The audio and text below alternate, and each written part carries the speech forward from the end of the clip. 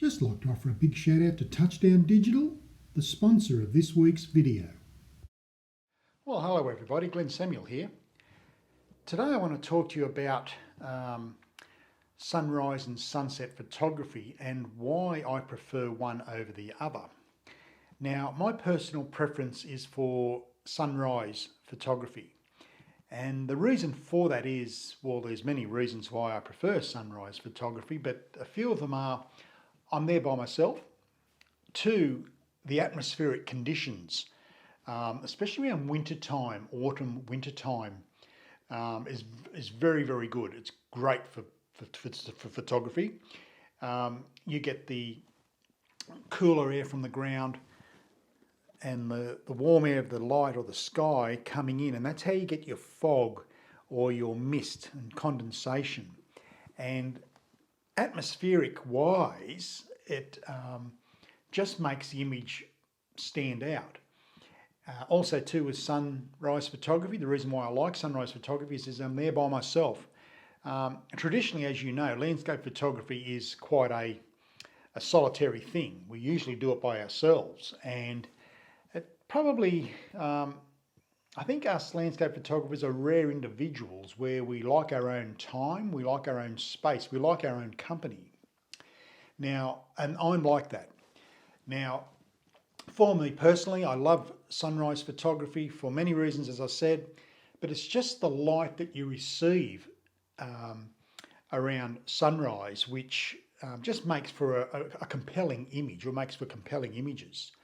I use filters with my sunrise photography, especially a reverse grad, 3-stop grad, where it's clear at the top, clear at the bottom, but through the middle of that filter, you get 3 stops of less light, and you bring that down on your horizon line, and that way you can control your exposure. You need to control your exposure with both sunrise and sunset photography.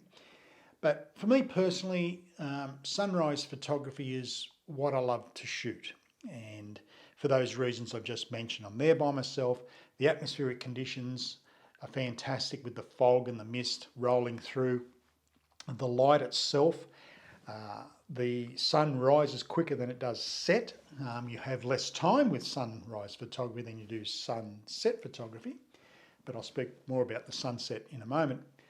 But my preference is for sunrise photography for many reasons, and those reasons are the light, the atmospheric conditions, I'm there by myself in the solitude of it, and the quietness, and I can really concentrate on making that image and making that image with emotion and create emotion for the viewer. So sunrise photography for me is my personal preference.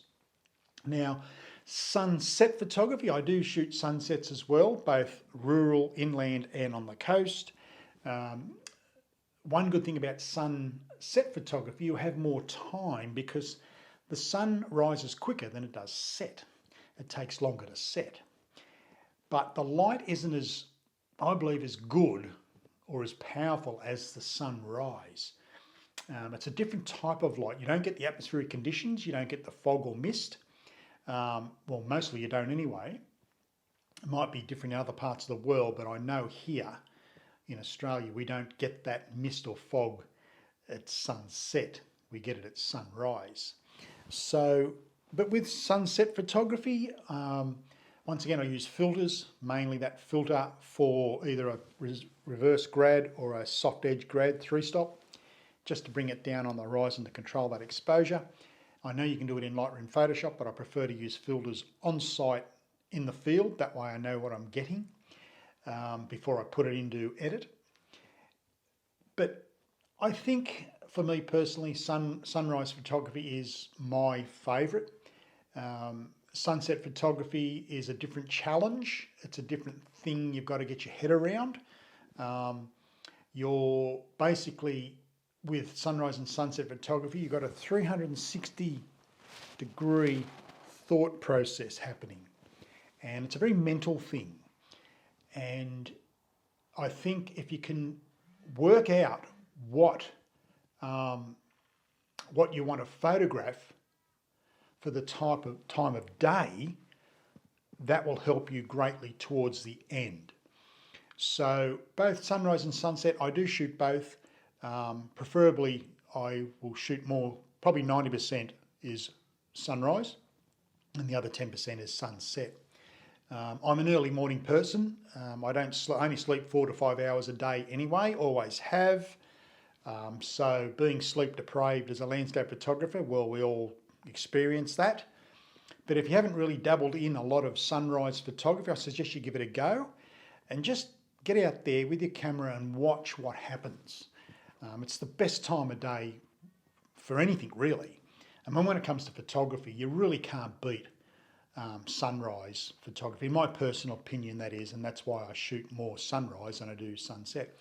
One free tip though I can give you, on our modern cameras these days, we have a live view screen. Now, I notice in my workshops that I conduct here, a lot of people have the brightness of the live view screen on the back of the camera cranked right up. Now, if they're shooting in RAW, the image that you receive on the back of your camera is a JPEG file, and you don't really get a good representation of colours. They're too bright. And I've seen on occasion students in my workshops think that they've overexposed the image, where in actual fact they haven't. So what I suggest to people is to turn the brightness down on the live view screen. I have mine 2 notches back to the left on the Canon from the middle arrow.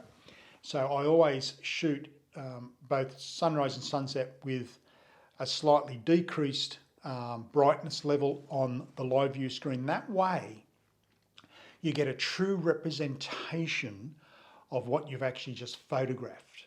So that's a free tip there. Turn the brightness down on your live view screen, especially with sunrise and sunset photography. But the essence of this video was to let you know my preference for either sunrise or sunset photography, but I do prefer sunrise photography. I just find that it suits my way of shooting, and I believe I do take better images at sunrise.